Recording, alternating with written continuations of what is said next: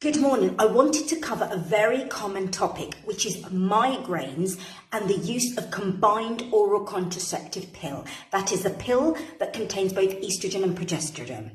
Now, many women are told that they cannot use the combined pill if you have migraines. Now, I am here to tell you that it is still possible that you could have the combined pill, and therefore it opens up some options for you. But there are scenarios where we would not advise it. And so I'm going to go through these scenarios and explain to you when we would not advise it. So firstly, let's start by talking about migraines. So the reason we are concerned of using the combined synthetic pill is that with migraines, you have a slight increased risk of stroke. And that can be further increased when you use synthetic combined pills. But there are scenarios where it can be absolutely fine. And I'm going to go through that. So firstly, the scenario we are really concerned about is migraines with aura. So this is where you can get a trigger before you have a migraine. So this may be flashing lights, it may be a funny smell, and then you get that headache where it's severely debilitating, needing to lie in a dark room, can be associated with other symptoms like nausea, vomiting, and then it eventually passes. So if you have an aura, this is a scenario where in no case would we advise that you take the combined pill, because in particular with auras, there is that increased risk of stroke. Another scenario would be that you suffer from migraines without aura, you don't have that trigger. In this case, it is still possible to start the combined pill.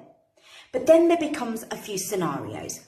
You start the combined pill and actually your migraines resolve. And this is because fluctuation in hormone often triggers migraines or worsens them. So a lot of people find when they go on a pill that stabilizes the hormone throughout the month, their migraines resolve. So excellent, you can continue it. Another scenario is that you continue to get migraines. Now, if you continue to get migraines but you develop auras, absolutely we would say stop that because of that increased risk of stroke. If you continue to get migraines, but there are no auras, there's a couple of scenarios. You could try changing the type of pill that you're on because there's lots of different types of combined pill. You could try taking it back to back, so that means without a break, because as I just said, sometimes that fluctuation hormone can worsen that. So if you just take the pill every day and balance that hormone, that might stop the migraines. If despite that, you continue to get migraines, then we need to think about, is the risk of having a migraine and tiny risk of stroke going to outweigh that risk of benefit, in which case it probably is better to stop it. Then another scenario is that you're already on the combined pill and then those people develop migraines. So again, the scenario is if you develop migraines with auras, absolutely we would advise stop it because of that risk of stroke.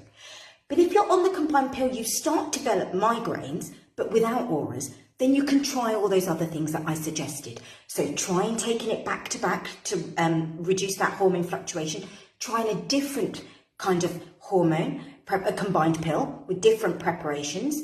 But if despite that, again, the migraines continue, then we may say, actually, let's look at that risk benefit and you might be better off trying a different hormone. I really hope that helps because this is such a common scenario that I see.